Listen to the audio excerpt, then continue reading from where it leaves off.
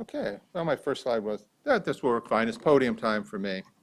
And following this morning's tradition, although I did this yesterday, I have 4 research questions. The first is, how is the effect of firearms on fatal and non-fatal violence differ dependent on social and cultural context? From my perspective, it's clear that guns are neither inherently good nor inherently bad.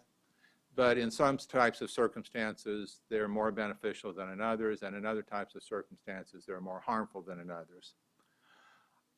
We know some things about how the context affects firearms.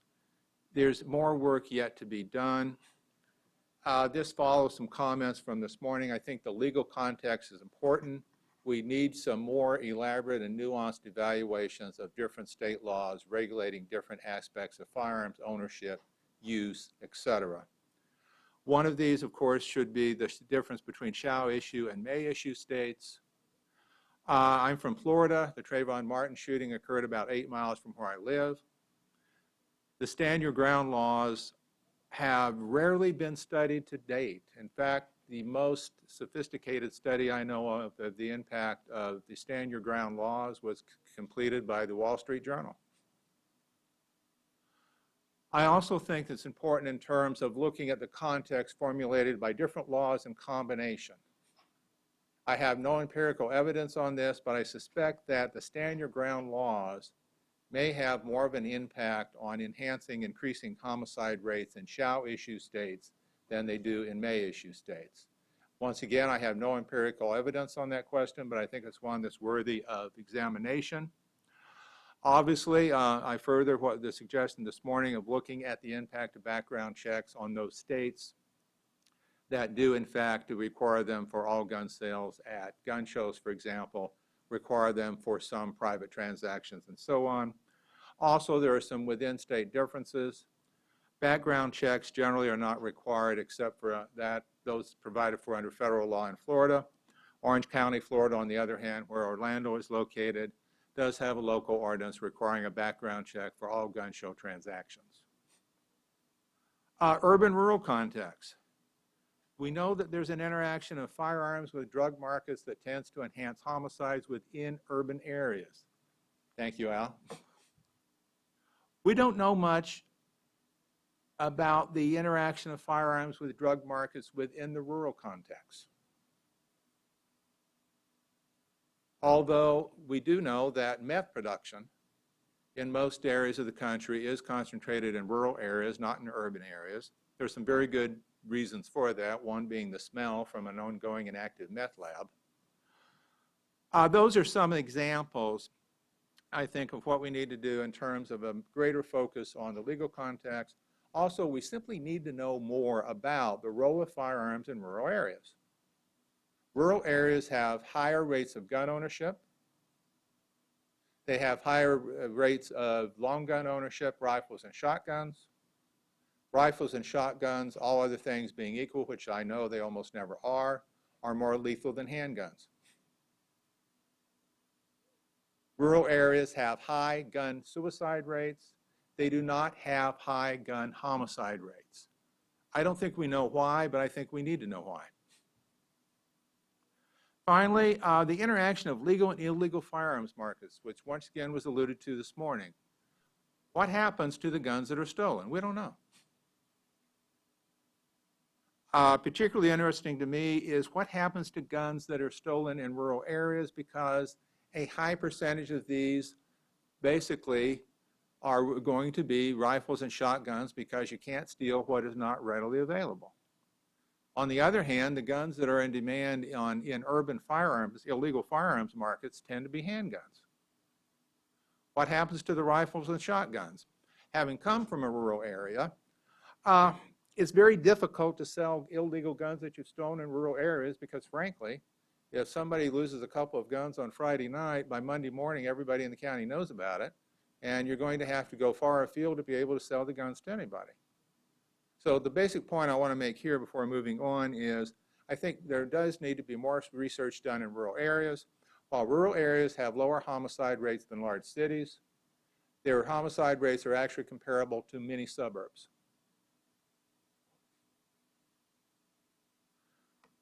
Research question 2, what are the limitations on our understanding of mass killings? They're massive. Current policy debates on firearms are being guided by a recent series of mass shootings in public places that are not representative of mass murders.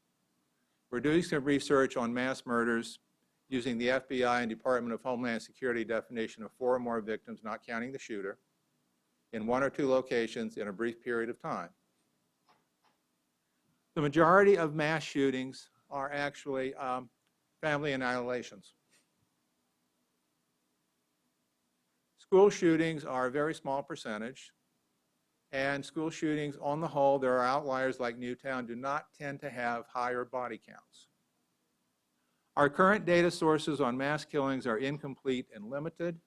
I won't go into details here, but SHR, the Supplementary Homicide Reports, has its own serious limitations. NIBRS has more complete data than the SHR. NIBRS is the National Incident-Based Reporting System. It's another FBI reporting system. It is a better data set in terms of what it provides than the SHR, but is limited in currently only covering about 27% of the U.S. population. The SHR does not include 100% of the U.S. population. However, my own home state of Florida has never reported data to the SHR. I don't know why. Media reports are problematic. Remember the events from Boston, the number of specific details that came out on Monday and Tuesday about what had happened in Boston, a very high percentage of them had changed by Wednesday. Many of them had changed again by Thursday. Eventually, in order to gain a sophisticated understanding of mass killings is going to require access to law enforcement and prosecution files. This would be very difficult to do. I don't think it could be done outside of the auspices of either the FBI or the Department of Homeland Security. But I think it's case file information that is the only available source that would allow the beginning of formulating answers to questions related to triggers, related to target selection, and other questions that are directly related to the primary goal of prevention.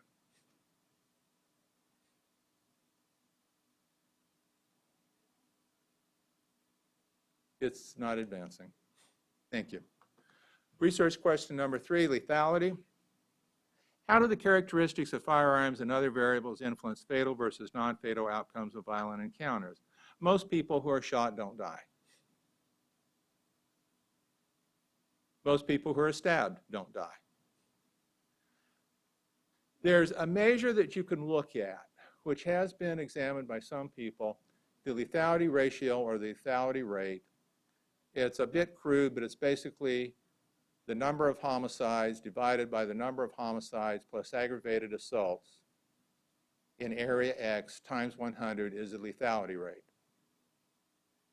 Nationally, for the last several years, the lethality rate for the United States has not moved off of the 1.9%, which means that approximately 2 out of 100 people who are the victims of an aggravated assault died. The other 98 live. On the other hand, in my own hometown of Orlando, Florida, the rate continuously hovers around 1, about half the national rate. With other people at the University of Central Florida, we've been looking at New Orleans. For the last 2 years, the lethality rate in New Orleans has been between 13 and 14, which literally means if you're an aggravated assault victim in New Orleans, the chances of your dying are about 13.5 times greater than if you're an aggravated assault victim in Orlando. What are the 2 things that have the most direct impact, we believe, on the lethality rate? One are characteristics of the firearms. Type of firearm, firing mechanism, magazine capacity. I've done some research in this area. Not surprisingly, shotguns are more lethal than either handguns or rifles. A little bit surprisingly, handguns are a bit more lethal than rifles. There's some reasons for that, and if anybody has questions, I'll be happy to go into why we think that's the case. The other issue is the importance of medical resources and EMS transportation. Research done about 20 years ago, primarily in the city of Chicago, demonstrated conclusively that if not a primary factor in whether or not an individual who might die from a, quote, penetrating wound does so, is the length of time it takes to them to get to a trauma center. Looking at New Orleans, it seems to us, and we're trying to obtain data to investigate this question, that one of the problems for the lethality rate in New Orleans being so high is that the one trauma center is located some distance from those neighborhoods that have the concentration of shootings.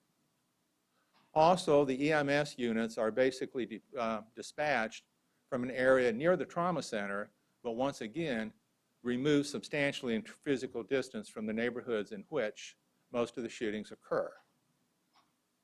Just as there's some indication from other speakers that you may be able to reduce the number of suicide deaths, although the number of suicide attempts remain the same, it's also possible that you can reduce the number of homicides, although the number of serious assaults remains the same.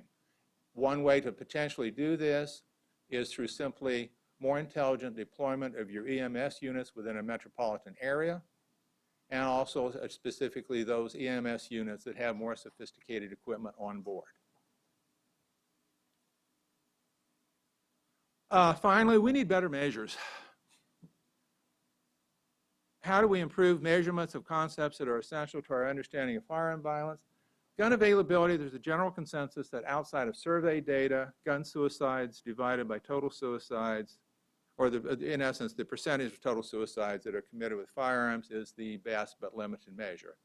It's limited in that you can't obtain the data at anything smaller than the county level, and for many counties you can't obtain it on a sporadic basis because if the number drops, I believe it's below 3, the NCHS will not give you the data. Right.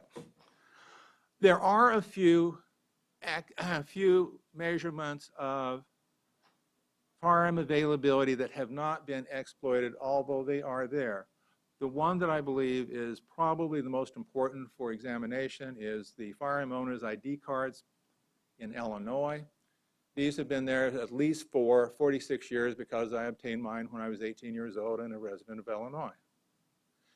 The aggregate data at the county level are available from the state police. You, in essence, have to go under the Freedom of Information Act, but once you do that, they send it to you very rapidly. And you can get annual counts of firearm owners' identification cards by county dating back for a number of decades. There may be other measurements in other states that I'm not familiar with that would provide the same type of advantages. Illegal gun availability. The measurement that's been used in most of the research is gun thefts. And that measurement, which has been taken from NIBRS, shows some promise. There are state-level studies of West Virginia. There are state studies in West Virginia and South Carolina using counties as the units of analysis that find that gun thefts are related to most measures of gun violence.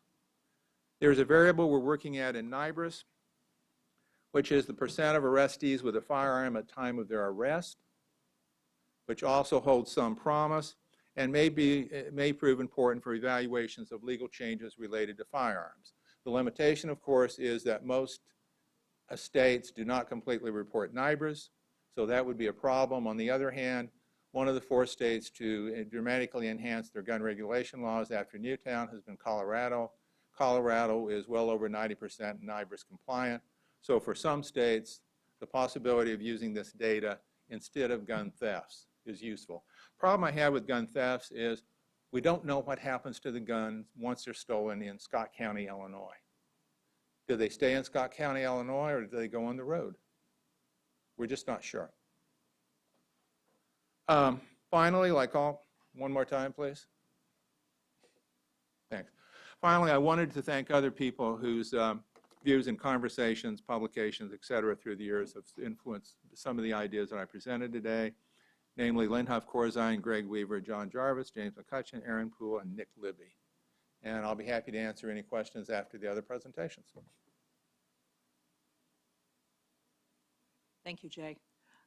Next, we're going to hear from Sheldon, also known as Shelley Greenberg, who is the Associate Dean of the School of Education, the Division of Public Safety Leadership, and an associate professor of management at Johns Hopkins.